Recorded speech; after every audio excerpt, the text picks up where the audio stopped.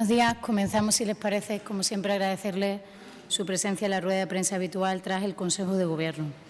Consejo de Gobierno que ha aprobado 6 asuntos, 4 en materia de educación y empleo y 2 en materia de agricultura y desarrollo rural. Empecemos por la educación y el empleo, concretamente el empleo.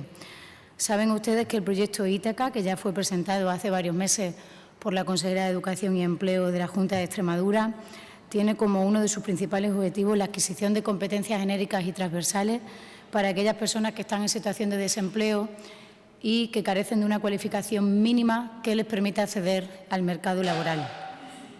Teniendo en cuenta esto, el Consejo de Gobierno aprueba hoy las bases reguladoras de un programa pionero destinado a los jóvenes de entre 16 y 18 años que abandonaron de manera prematura el sistema educativo, con un presupuesto de 750.000 euros para la primera convocatoria que se hará en las próximas semanas, puesto que hoy lo que les traslado son, como siempre, el primer escalón, el de las bases reguladoras, el del contexto legal que nos permita poner en marcha los programas. Hemos de señalar que anualmente en los servicios públicos de empleo de Extremadura se inscriben en torno a 1.500 jóvenes que viven estas circunstancias. 1.500 jóvenes anualmente se inscriben aproximadamente en los servicios públicos de empleo que abandonaron de manera prematura el sistema educativo. El 50% de los mismos, de estos jóvenes, están concentrados en las grandes ciudades de nuestra región y el otro 50% en el resto de los municipios. Atendiendo a esta realidad, estos jóvenes que abandonaron de manera prematura y de manera equivocada, aunque las circunstancias evidentemente son variables, necesitaban de una respuesta de la Administración, de una respuesta del Gobierno, que queremos darle con este programa, cuyo objetivo principal, como les decía al inicio, es que adquieran las competencias necesarias para poder desenvolverse mejor y, en definitiva, para reengancharse o bien a la educación reglada o a la formación profesional básica. En definitiva, con este programa, con una dotación presupuestaria de 750.000 euros, se van a beneficiar en esta primera convocatoria 500 jóvenes, y lo que estamos evitando con este programa pionero que ponemos hoy en marcha es que esos jóvenes que anualmente se inscriben en los registros públicos de empleo como demandantes de empleo porque abandonaron de manera prematura el sistema escolar, se conviertan en el corto plazo en parados de larga duración. Eso es lo que pretendemos con este programa, con este decreto que está enmarcado dentro del proyecto Ítaca y que va a atender en esta primera anualidad a 500 jóvenes de nuestra región, un programa pionero que va a ser evaluado minuciosamente por la Consejería de Educación y Empleo para que el año que viene podamos poner encima de la mesa cuántos jóvenes de esos 500 a los que vamos a atender en este programa pionero fuimos capaces de darle una segunda oportunidad y de evitar así que se conviertan en los parados de larga duración de nuestra región. Y si las políticas activas de empleo son clave para reducir los niveles de paro de nuestra comunidad autónoma, no lo es menos la formación. Por eso, hoy también en el ámbito del empleo aprobamos una medida para garantizar el acceso universal y permanente al aprendizaje. Aprobamos hoy las ayudas para el desarrollo de programas formativos específicos de formación profesional básica. Han de saber que son 2 programas, talleres profesionales y también talleres específicos, que cuentan con un importe de 779.950 euros para su financiación. 480.000 van destinados a los talleres profesionales y casi 300.000 para los talleres específicos. Hay diferentes modalidades. Las entidades beneficiarias de este programa de formación profesional básica son, como ha sucedido y viene sucediendo en las convocatorias anteriores, las mancomunidades de municipios y las entidades privadas sin fin de lucro. Con el crédito disponible que les decía, para esta acción se concederán 21 ayudas, 10 programas en la modalidad de talleres profesionales destinados a las mancomunidades, 6 en la modalidad de talleres profesionales destinados a las entidades sin fin de lucro y 5 para talleres específicos destinados también a las entidades sin fin de lucro. Todos estos detalles y todas las especificidades del mismo lo encontrarán ustedes, como siempre, en la reseña que el Gabinete de Prensa les ofrece al término de esta comparecencia. El Gobierno considera prioritario la ejecución de las medidas que tienen que ver con las políticas activas de empleo, Como les decía, tenemos que destinar todos nuestros esfuerzos a atender la inaguantable o poco aceptable tasa de paro juvenil que tiene nuestra comunidad autónoma, y poníamos nuestros esfuerzos en ese primer decreto pionero que está encuadrado dentro del proyecto Ítaca para aquellos jóvenes que de manera prematura abandonaron el sistema educativo. Pero también tenemos la obligación de atender a aquellos jóvenes que terminaron sus estudios, que se esforzaron y que tienen una titulación académica en nuestra región. Por eso hoy aprobamos la convocatoria para la concesión de subvenciones destinadas a financiar las prácticas no laborales en las empresas de la región por un importe de 1.200.000 euros. Esta medida creemos que es una de las medidas más eficaces para facilitar la inserción de aquellos jóvenes titulados en el mercado laboral, que, como ustedes conocerán, probablemente también por haberlo vivido en propia piel, son muchos los periodistas jóvenes que nos acompañan. Cuando uno no tiene experiencia laboral, pues es un bache difícil de sortear a la hora de encontrar el primer empleo. De ahí la importancia de este programa, que quiere financiar las prácticas en las empresas para los jóvenes titulados, con una dotación de 1.200.000 euros para jóvenes de entre 18 y 25 años de nuestra región, dividido en dos programas: la modalidad 1, que son las prácticas no laborables en despachos profesionales, y la segunda en empresas con centros de trabajo en la región, donde los jóvenes podrán desempeñar pues la cualificación y la titulación profesional que ha adquirido fruto de su esfuerzo y de su trabajo en el sistema educativo. Los jóvenes recibirán como salario en estos contratos en prácticas 639 euros. Las prácticas deberán realizarse en un plazo de 6 meses y la previsión que manejamos atendiendo a las convocatorias anteriores es que en torno a 300 jóvenes podrán acogerse a estas prácticas una vez que se publique la convocatoria. Los alumnos que finalizaron las prácticas tienen una inserción neta de un 90%, que es lo que nos dice el dato que nos dice el análisis de las convocatorias anteriores en este tipo de programa. Y, en cuarto lugar, perteneciente a los asuntos que les decía aprobamos hoy por parte de la Consejería de Educación y Empleo, el cuarto de ellos tiene que ver con la educación, y es que este martes damos luz verde a las subvenciones que la Junta de Extremadura concede a los ayuntamientos destinados a financiar el funcionamiento de las escuelas infantiles, antiguas guarderías, que me gusta siempre decir porque es como le dicen en los pueblos, de 0 a 3 años. El importe, 2.506.000 euros, fondos comunidad autónoma, y el mismo importe que en la convocatoria del año anterior. Respecto de la del año anterior, sí hay una novedad que hace varias semanas les contaba cuando modificamos las bases reguladoras que nos permite poner en marcha este programa. Y es que, a diferencia del año anterior, ya la financiación cubre todo el curso y no hasta el 15 de noviembre, como ocurría antes, que puede parecer pequeña cosa, pero les aseguro que es importante para los ayuntamientos, que tienen que hacer frente a poder ofrecer a sus ciudadanos un servicio de calidad y un servicio público como es la educación infantil a 0 a 3 años. Que no es solo importante desde el punto de vista pedagógico, desde el punto de vista educativo, pues hemos de decir que la educación infantil es una etapa esencial que va a permitir el éxito de las etapas siguientes, como será la educación primaria y secundaria, a los alumnos, sino también por esa doble cara que tiene hacer esfuerzo en políticas como estas, que permiten a las familias extremeñas, que no a las mujeres, conciliar la vida personal y familiar. En nuestra región hay 169 ayuntamientos que se acogen a esta financiación. Son guarderías, son centros infantiles de titularidad municipal financiados por la Junta de Extremadura, cofinanciados, y en los últimos 5 años se han beneficiado de este tipo de ayuda por la financiación de los centros infantiles 3.495 niños cada año en los últimos 5 años. No sabemos cómo serán las cifras en los años sucesivos y no estaría mal tampoco que las analizáramos para darnos cuenta cómo cada año hay menos, porque cada año nacen menos niños en nuestra comunidad autónoma. Se abrirá un plazo, para que lo sepan nuestros alcaldes y alcaldesas, de 15 días para poder solicitar la financiación de los centros infantiles, una vez que lo que hoy aprobamos en el Consejo de Gobierno, que es esta convocatoria, vea su publicación en el Diario Oficial de Extremadura.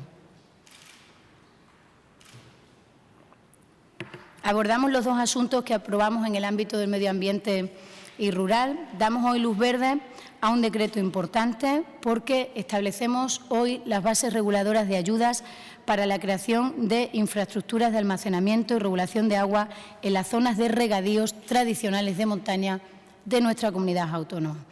Hemos de recordar que desde el año 2004 al 2011 se hizo un importante esfuerzo por modernizar los regadíos de nuestra comunidad autónoma y se hizo entre la Junta de Extremadura de entonces y el Gobierno de España de entonces. Este proyecto, este esfuerzo presupuestario también por modernizar los regadíos en nuestra comunidad autónoma sufrió una paralización en la pasada legislatura, por eso de nuevo, a nuestra llegada al Gobierno, a la Junta de Extremadura, hace aproximadamente un año y medio, pues presentamos lo que nosotros hemos denominado la Agenda de Regadíos Extremeños 2020, que no es otro que seguir avanzando progresivamente en la modernización de los regadíos de nuestra comunidad autónoma y con una excepcionalidad muy importante, que era la asignatura pendiente en la modernización de los regadíos, como son los regadíos de montaña.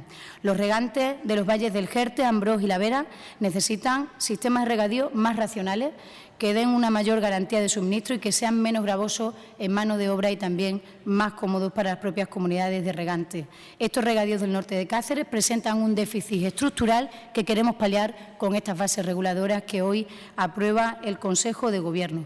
Por tanto, lo que vamos a posibilitar con estas bases reguladoras y con esta modernización de los regadíos de montaña es la realización de infraestructuras de almacenamiento, balsas o depósitos y regulación de agua para el riego, así como el acondicionamiento, mejora o ampliación de los ya existentes, siempre que ello suponga un incremento en la capacidad del almacenamiento por parte de las comunidades de regantes de las zonas del norte de Cáceres, que es a quien atañe este decreto, esta inversión que la Junta de Extremadura va a destinar a la modernización de los regadíos de montaña. Y atendiendo a la previsión presupuestaria, este proyecto asciende a 7 millones de euros que se van a distribuir en dos convocatorias. La primera de ellas, 3 millones de euros para la anualidad en la que nos encontramos en el año 17 y la segunda, 4 millones de euros para la anualidad 19.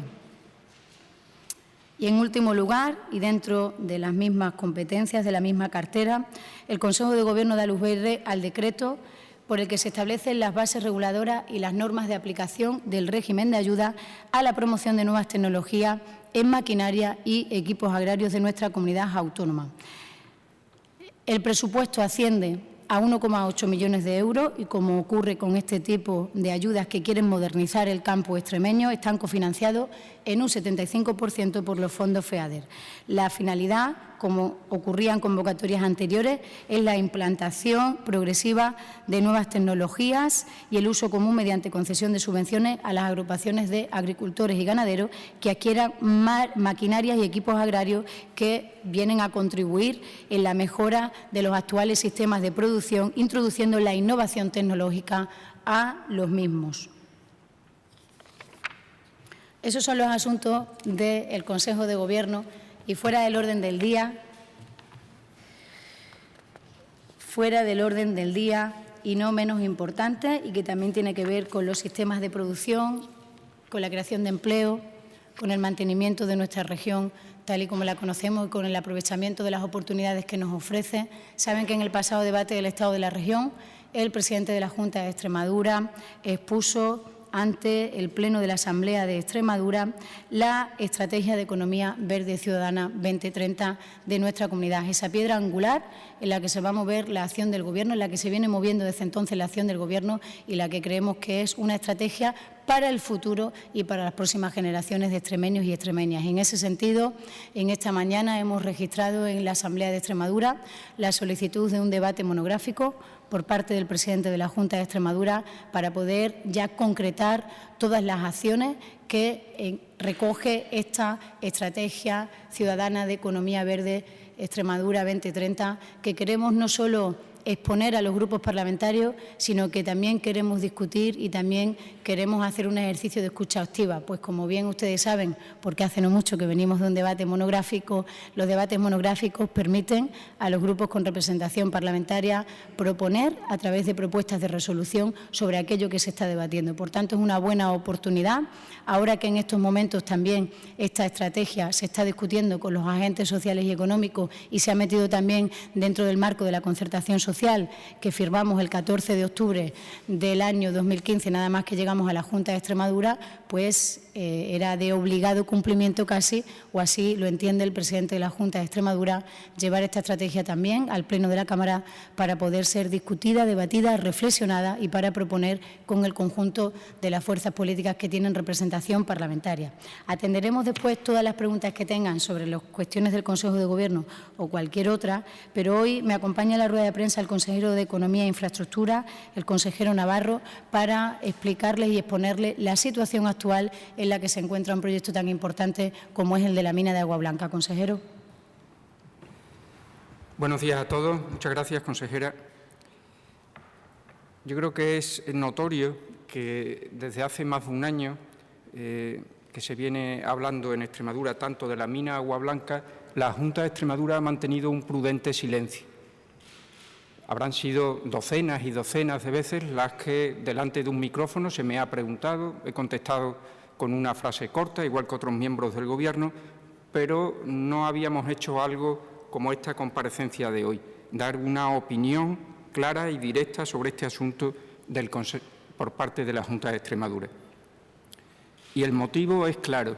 Consideramos que no podemos seguir tolerando tanta manipulación y tanto intento de falsear la realidad, intento burdo de falsear la realidad.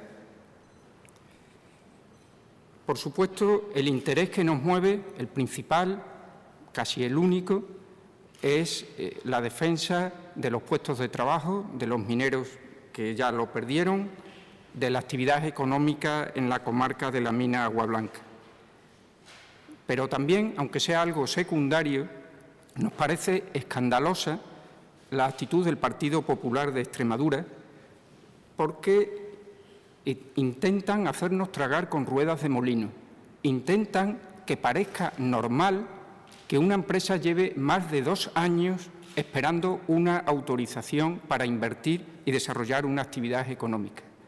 Escuchando hablar a los representantes del Partido Popular de Extremadura, parece que esto es algo natural, 2 años, y no lo es de ninguna de las maneras. No podemos aceptar que alguien considere normal o natural que una empresa lleve 2 años esperando una autorización. Y esa anormalidad tiene responsables. Tiene responsables políticos del Gobierno de España y del Ministerio de Agricultura, que tiene las competencias de medio ambiente. Esto no es un debate entre partidos. Esto, en nuestra opinión, es un debate económico, un debate social sobre puestos de trabajo y sobre actividad económica. Porque ayer me sorprendía escuchar a la delegada del Gobierno en Extremadura manifestar que las opiniones que se vertían criticando el retraso en la DIA generaban alarma social. Es como darle la vuelta, es convertir al agredido, denunciarle como agresor. Aquí hay un perjudicado, que es Extremadura, y quienes denuncian la situación de agravio que se está produciendo con la mina Agua Blanca y con Extremadura son los agredidos. Y quien genera alarma social es quien está causando este retraso injustificado. Concretando, estamos hoy aquí porque desde el año 2014 Rionarcea solicitó iniciar los trabajos de explotación en subterránea, en el año 2014, porque en julio del año 2015 Rionarcea presentó en el Ministerio de Medio Ambiente el estudio de impacto ambiental, hace 20 meses. Más de 2 años solicitó el inicio de los trabajos en explotación subterránea y hace 20 meses presentó el estudio de impacto ambiental. Y estamos casi como al principio. Eso es lo más descorazonador de todo. Hay que recordar que esta mina tiene actividad desde el año 2003-2004, con su correspondiente declaración de impacto ambiental, en un tipo de trabajo que son mucho más impactantes que los subterráneos, que es a cielo abierto. El impacto es tremendamente mayor en una explotación a cielo abierto que subterránea. Por tanto, esto debería ser, y así se consideró siempre, una declaración de impacto ambiental no de una nueva actividad, sino de cambios en una actividad. Era una declaración de las sencillas, era, desgraciadamente. En febrero de 2016, ahí están las hemerotecas, se nos dijo por parte de los ministerios de Industria en aquel momento y de Medio Ambiente en aquel momento, hoy han cambiado de nombre, que la DIA era inminente. En junio de 2016, estábamos casi en campaña electoral antes de las últimas elecciones generales, la delegada del Gobierno anunció que se iba a producir ya la declaración de impacto ambiental, en junio del 2016, estamos en marzo del 17. Sin contar el episodio de la nueva comunicación que ha remitido el Ministerio de Medio Ambiente a la empresa ayer, de la que después hablaré, ha habido 4 requerimientos de información, en febrero 2016, en abril 2016, en agosto 2016 y en febrero 2017. Y voy a poner un solo ejemplo. No quiero hoy desviar la atención en lo que es accesorio, que es el contenido de esos requerimientos o cuántos requerimientos. Aquí lo sustancial es el perjuicio grave que se está causando a Extremadura. Pero un ejemplo. En el 4º requerimiento, el que sale del Ministerio el 8 de febrero de 2017, insisto, solo a título de ejemplo, se le solicita a la empresa, literalmente, datos de la evolución de la calidad del agua desde el inicio del programa de vigilancia ambiental hasta la actualidad, en no sé cuántos puntos, para un montón de sustancias, con explicación de los valores y tendencias, etcétera, etcétera.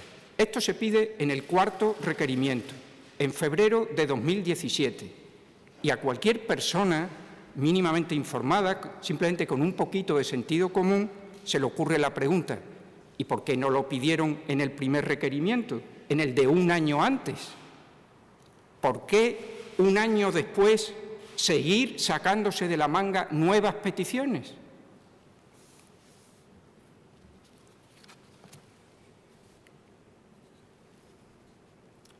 En relación al escrito del que se habló ayer, del que la delegada del Gobierno primero dijo que no conocía, que era una cuestión técnica, después dijo que no era un requerimiento, lo de menos es si es un requerimiento o no es un requerimiento, ni cuántos requerimientos van. Insisto, ese no es el problema.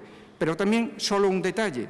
La empresa nos ha facilitado ayer mismo, Río Narcea, la comunicación que recibió del Ministerio.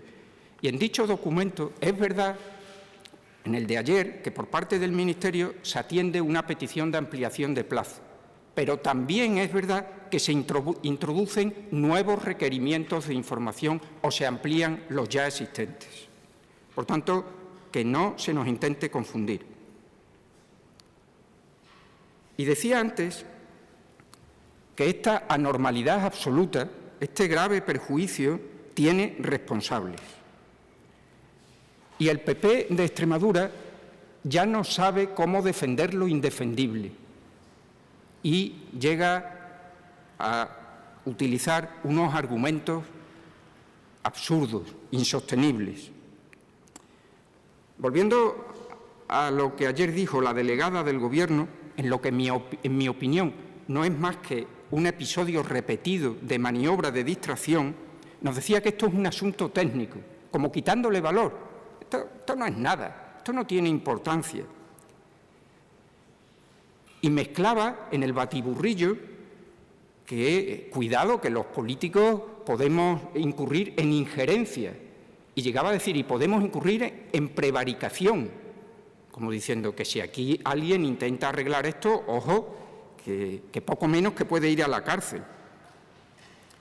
Y en las mismas declaraciones, haciendo en lugar de delegada del Gobierno, haciendo casi de portavoz parlamentario, pues nos recordó cómo han evolucionado los autónomos en Extremadura o cómo han evolucionado las empresas en Extremadura, cuando estábamos hablando del retraso en la mina Agua Blanca, maniobra de distracción. Y al oír ayer a la delegada del Gobierno, a mí me venía una pregunta a la mente: ¿para qué estamos aquí los políticos? ¿Cuál es nuestra función? Abriendo un pequeño paréntesis, vaya por delante nuestro absoluto y total respeto al trabajo y a la independencia de los funcionarios, especialmente en una materia tan sensible como es medio ambiente. Yo he sido 4 años consejero de Medio Ambiente en Extremadura y puedo decir que jamás le dije a un funcionario de Medio Ambiente lo que tenía que hacer, cómo tenía que informar.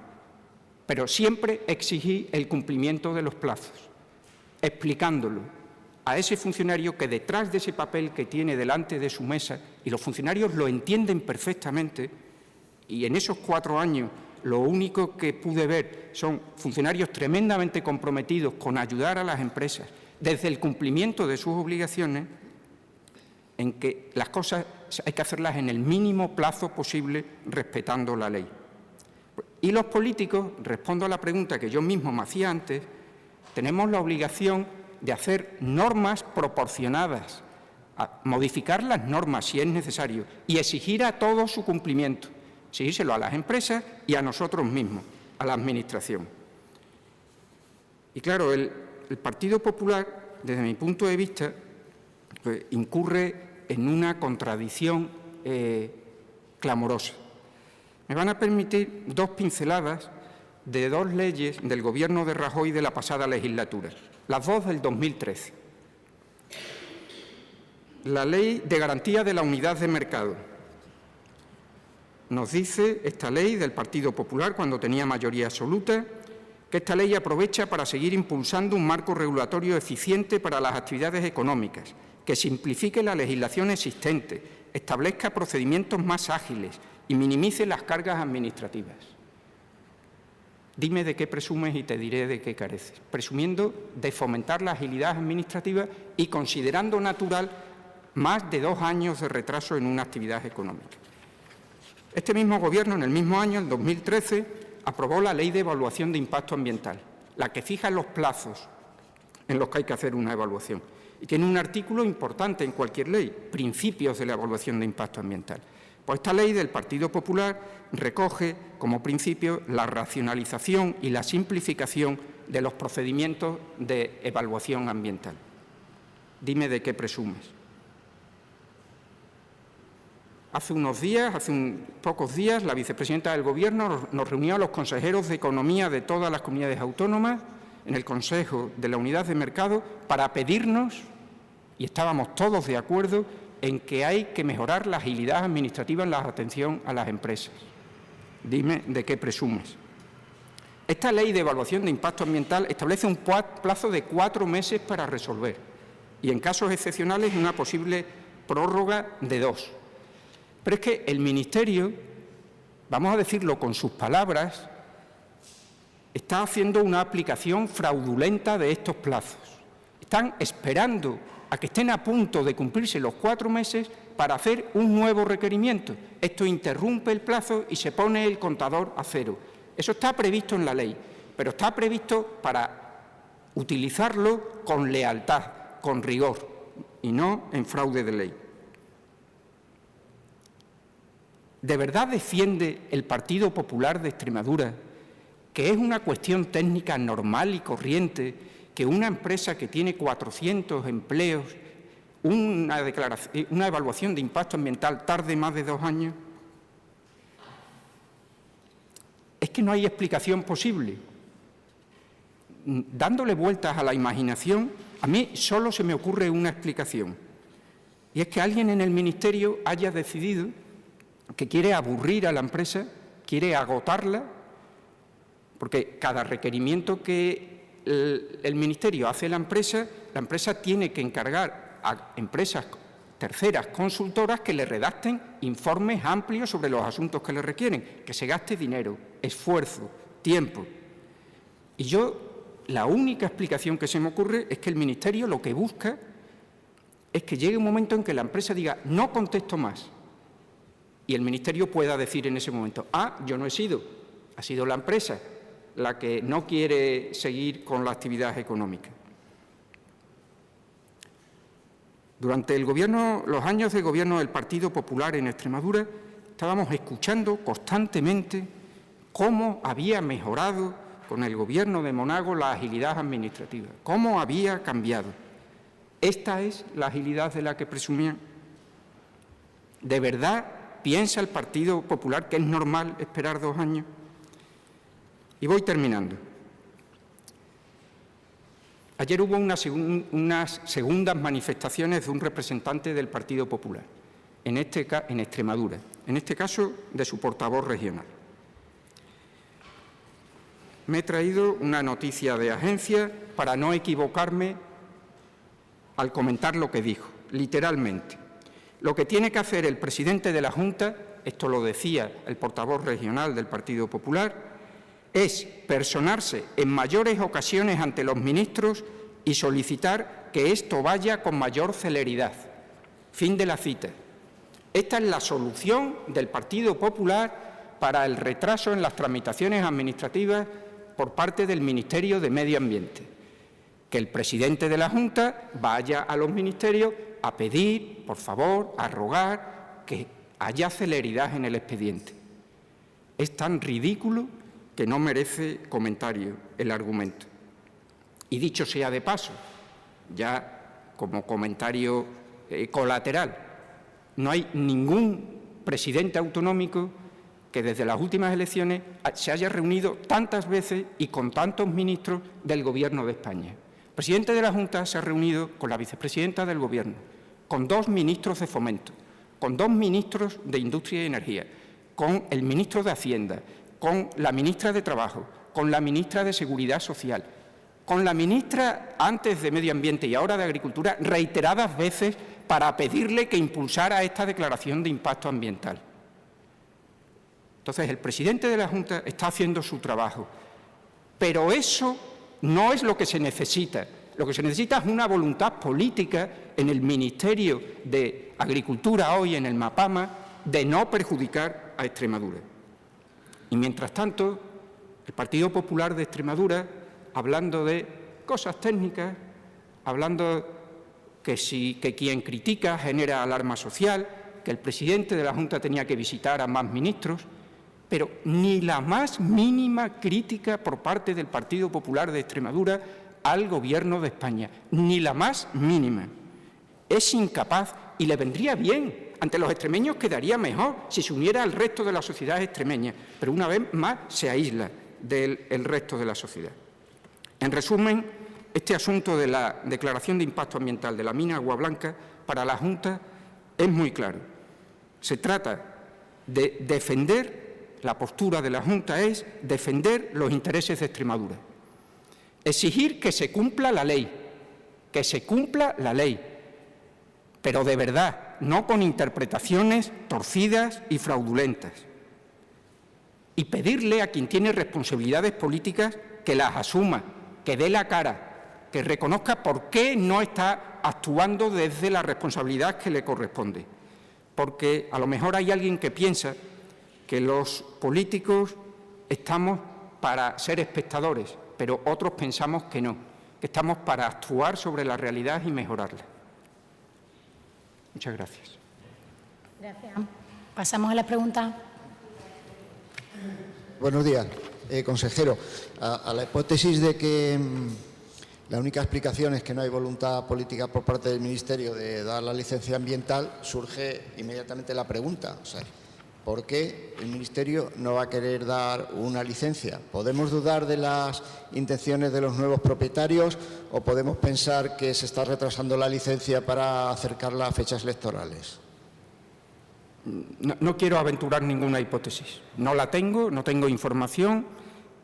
Lo que sí que puedo decir, en mi opinión, es que esto es un asunto totalmente inconexo de la voluntad de los nuevos propietarios de Río Narcea de explotar o no la mina. Los nuevos propietarios dijeron, cuando tuvimos noticia de que habían comprado las acciones de Río Narcea a Lundin Mining, que, una vez recibida la declaración de impacto ambiental, la estudiarían, valorarían en ese momento las circunstancias del mercado y tomarían una decisión. El planteamiento es muy claro, lo que haríamos cualquiera de nosotros. Tengo que tomar una decisión, pero no la puedo tomar hasta no tener encima de la mesa el permiso para poder seguir. Y entonces, conectar las dos cosas a mí me parece que no tiene sentido. Para mí, eso otra vez desvía la atención. Se tramitan en cualquier órgano administrativo responsable de medio ambiente muchísimos expedientes que después no se ejecutan. Eso no se sabe antes. Y eso no tiene nada que ver con la celeridad, la agilidad que hay que exigirle a la Administración. La Administración actúa cumpliendo sus obligaciones, da los permisos. Y después el empresario hay veces que continúa adelante con esa inversión y hay veces que no. Pero no distraigamos el foco de lo, a mi juicio, sustancial, que es más de 2 años de retraso.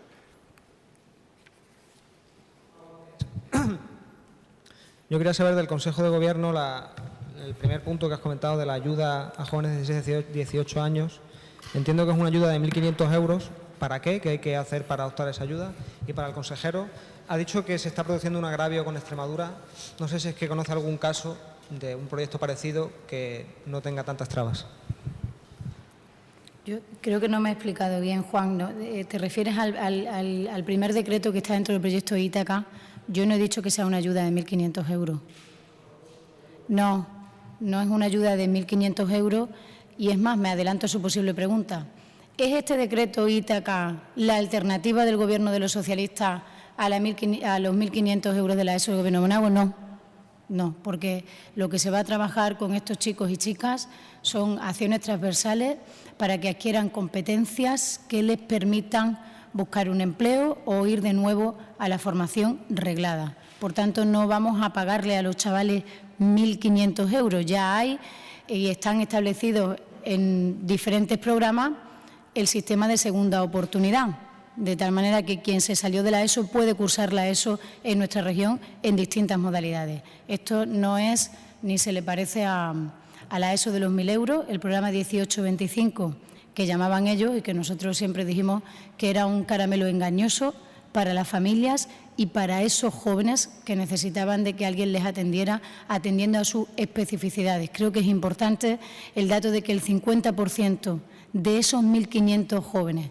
que anualmente se inscriben en los servicios extremeños públicos de empleo se concentren en las ciudades. Eso nos da claves de las circunstancias específicas de por qué esos jóvenes abandonan de manera prematura, dónde viven, dónde están y qué otras necesidades tienen para poder tener un programa que les atienda específicamente y que los reenganche de tal manera que no se conviertan en parados de larga duración en un espacio corto de tiempo.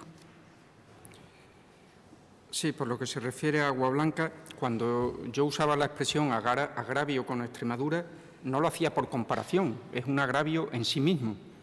El daño que causa y el incumplimiento de la ley. Sí que añadiría, antes no lo he dicho, que existen expedientes de evaluación de impacto ambiental que se demoran mucho o que incluso se anulan por la actitud poco diligente de la empresa promotora.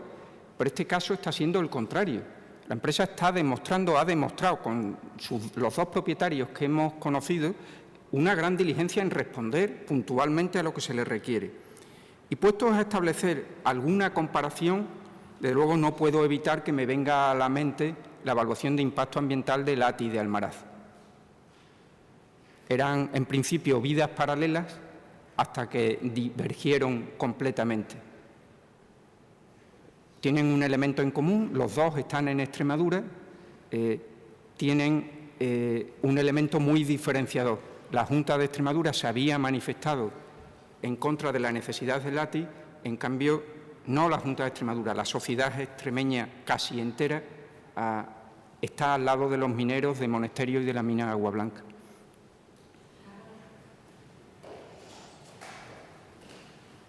Consejero, siguiendo con el tema de la mina, habla usted de que, aparte de que la empresa ha pedido un aplazamiento, se ha pedido un nuevo requerimiento a la empresa. No sé en qué sentido va en esta ocasión. Decía antes que no sé si es oportuno entrar en cuestiones tan técnicas, El escrito que ayer le envía el Ministerio a la empresa es muy corto. Al final tiene un párrafo en el que dice que se le concede la ampliación de plazo solicitada, porque en el escrito de febrero se le daban solo 10 días. Esto es algo normal, en 10 días hacer estos estudios es prácticamente imposible, pero en la primera parte del escrito se dice, como aclaración a la solicitud de fecha 9 de febrero y en lo relativo a las actividades de restauración, cierre y clausura, se señala que en dicho documento se considera necesario que entre las alternativas se considere, es decir, está ampliando la exigencia del requerimiento de febrero. Pero yo, disculpad si soy muy reiterativo, no caigamos en el espejismo. Da igual cuántos requerimientos son, que lo que estamos discutiendo no es cuántos requerimientos, lo que estamos denunciando desde la Junta de Extremadura es la actitud no ya poco favorecedora, sino contraria a cualquier posibilidad de apertura de la mina. Hubo un sindicato que pidió la dimisión de la delegada del Gobierno. ¿Comparten ustedes esa petición? Y, en segundo lugar, habla de un incumplimiento de la ley. Se refería antes a la ley de plazos a la hora de resolver cuestiones administrativas. ¿Estudiaría la Junta la posibilidad de presentar algún tipo de acción legal contra el Ministerio de Medio Ambiente a la vista del retraso? Con respecto a lo primero, nosotros no entramos en si ha habido quien ha